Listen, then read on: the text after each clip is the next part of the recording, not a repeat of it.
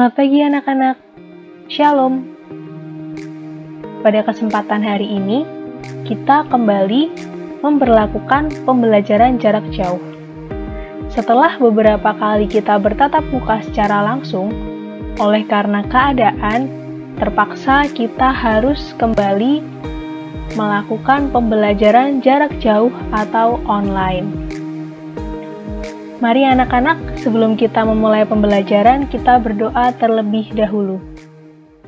Terpujilah kuasa nama-Mu ya Bapa, kami sungguh sangat mengucap syukur untuk anugerah yang telah Kau berikan kepada kami, baik kesehatan, kesempatan, dan orang-orang di sekitar kami yang telah Kau lindungi dengan luar biasa.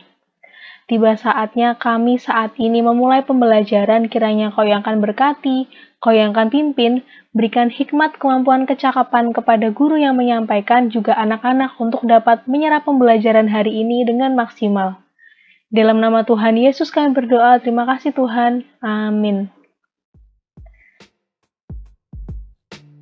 Pada hari ini, kita masih membahas mengenai solider terhadap teman dan sahabat yang terambil dari beberapa sumber Alkitab berikut.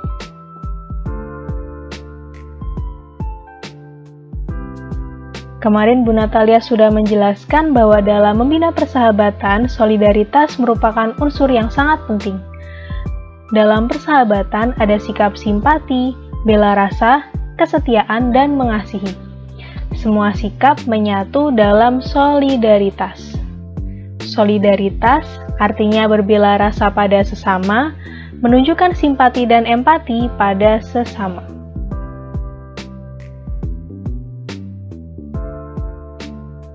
Anak-anak tentu masih ingat ya review kita kemarin, perbedaan antara teman dan juga sahabat. Teman adalah seseorang yang kita kenal dan dapat kita ajak untuk melakukan banyak hal bersama seperti belajar maupun bermain. Sedangkan sahabat adalah seseorang yang kita percaya untuk saling berbagi dan mencurahkan isi hati kita. Bahkan sahabat adalah orang yang kamu percaya untuk menyimpan rahasia yang tidak kamu beritahukan pada teman yang lain.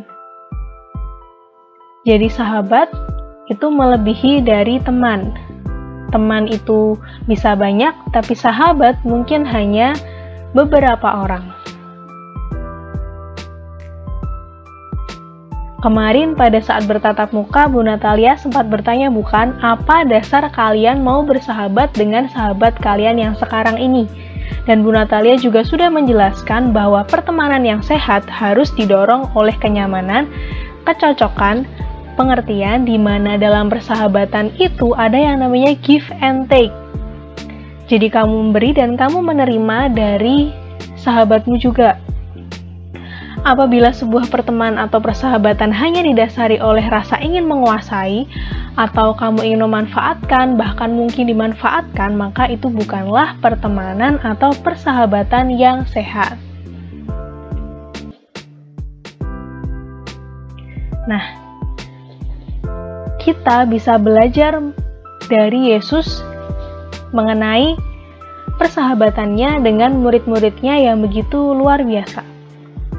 Yesus adalah sahabat sejati bagi murid-muridnya.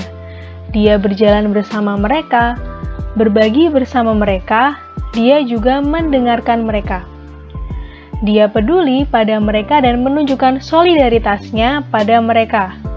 Bahkan, ia memberikan kuasa untuk menyembuhkan, memancing bersama-sama mereka di Danau Genesaret, juga membela mereka dari serangan orang-orang Farisi. Kalau anak-anak ingat, murid-murid Yesus pernah melakukan mukjizat menyembuhkan. Dan kuasa itu tentunya berasal daripada Tuhan yang adalah sahabat dari murid-murid Yesus.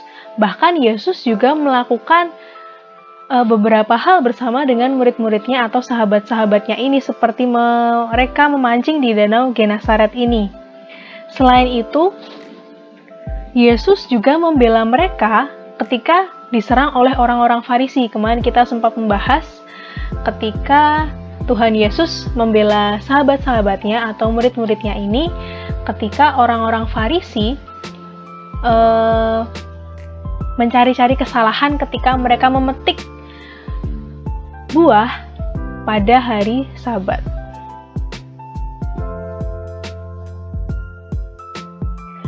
Nah, ini tidak hanya melakukan hal-hal yang menyenangkan murid-muridnya, yang juga adalah sahabat-sahabatnya, dia juga menegur murid-muridnya ketika mereka salah.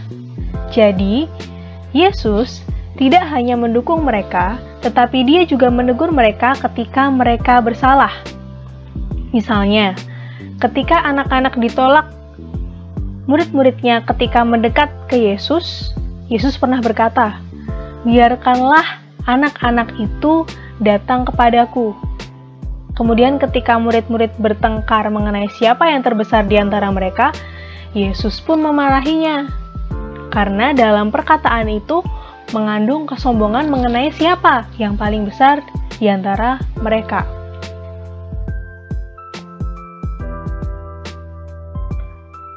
Dia tidak membela ketika mereka salah. Dia menegur, juga menyadarkan mereka. Begitulah sahabat yang sejati. Yesus membuat mereka merasa nyaman, dan mereka pun membuatnya merasa nyaman.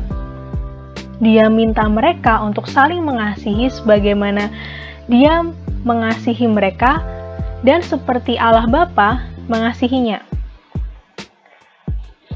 Yesus setia dalam persahabatan, bahkan ketika mati dan bangkit lalu naik ke surga.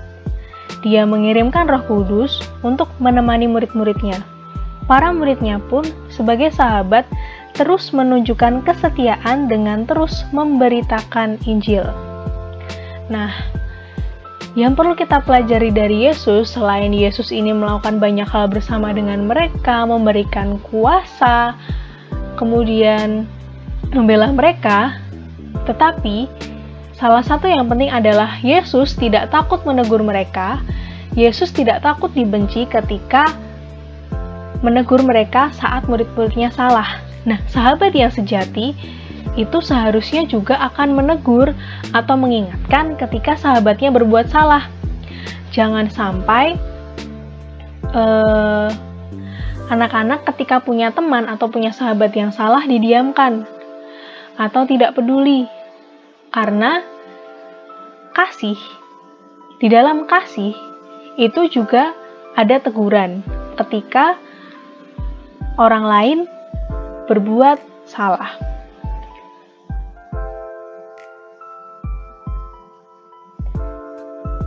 Yang dilakukan oleh Yesus tadi merupakan solidaritas yang benar. Yesus menempatkan kebenaran dan berani berkata benar sebagai bagian penting dalam membangun dan memelihara persahabatan. Terkadang, kamu tidak berani berkata benar pada teman dan sahabatmu karena takut mereka menjauh atau memusuhi, meskipun kamu tahu mereka salah. Nah, ini yang tidak benar, dan ini yang tidak baik. Bercermin pada sikap dan tindakan Yesus, maukah kamu belajar untuk berani berkata benar pada teman atau sahabatmu? Maukah kamu belajar untuk membela kebenaran dan bukan membela orangnya? Jadi ketika anak-anak mungkin melihat sebuah konflik atau menyaksikan sebuah perselisihan, ingat, yang harus dibela itu bukan orangnya, bukan temannya anak-anak, atau sahabatnya, atau mungkin saudara, tapi anak-anak harus melihat permasalahannya dulu. Yang dibela adalah perbuatannya, yang mana yang benar. Jangan sampai karena itu, kalau bahasa Jawanya, peh itu koncomu, peh itu temenmu, terus dibelani. Nah, itu salah. Harus dilihat secara menyeluruh. Yang benar siapa? Seperti itu. Kalau memang temanmu salah dalam perselisihan itu, ya harus ditegur dan dinasehati.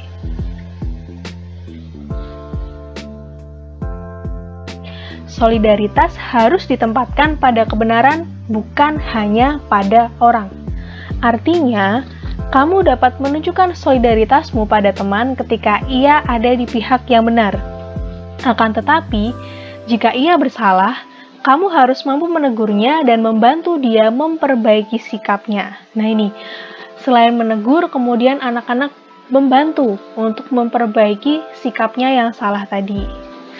Solidaritas harus dilandasi oleh kasih dan penghargaan terhadap teman dan sahabat.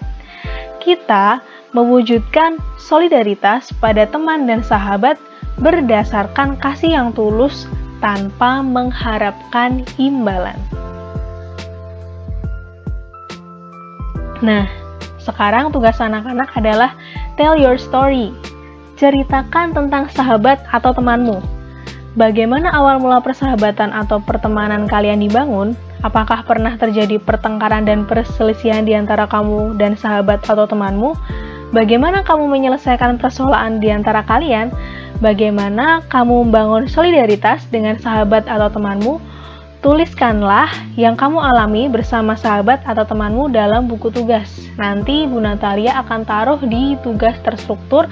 Anak-anak boleh mengumpulkan dalam bentuk foto tulisan yang diupload atau langsung mengerjakan di LMS.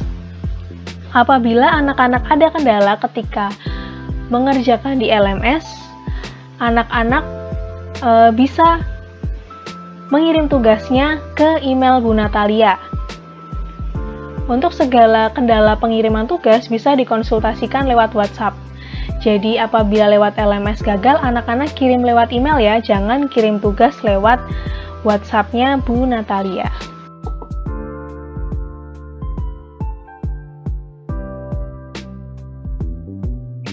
Jadi sampai di situ dulu pertemuan kita pada hari ini. Dan mari kita bersama-sama akhiri dengan doa. Terima kasih Tuhan, kami sungguh sangat mengucap syukur untuk penyertaan-Mu sepanjang pembelajaran hari ini. Kiranya Kau yang akan taruh di dalam anak-anak Tuhan, hati yang mau mengasihi teman atau sahabat lebih lagi, dengan kasih yang sesuai contoh yang telah Kau berikan kepada kami ya Bapa, yaitu kasih yang tidak hanya ingin menyenangkan sahabat atau teman kami, tapi kasih yang benar, kasih yang menegur ketika teman atau sahabat kami berbuat salah. Dan kiranya penyertaan-Mu senantiasa menyertai kami, tutup bungkus kami semua dengan kuasa darah-Mu, hindarkan dari segala bentuk sakit penyakit maupun virus di sekitar kami. Kami serahkan sepenuhnya aktivitas selanjutnya dalam tangan kuasa-Mu. Dalam nama Tuhan Yesus kami berdoa. Terima kasih Tuhan. Amin. Terima kasih. Tetap jaga kesehatan. Jangan kendor protokol kesehatan. Tingkatkan imun dan juga iman ketakwaan kepada Tuhan. Tuhan berkati.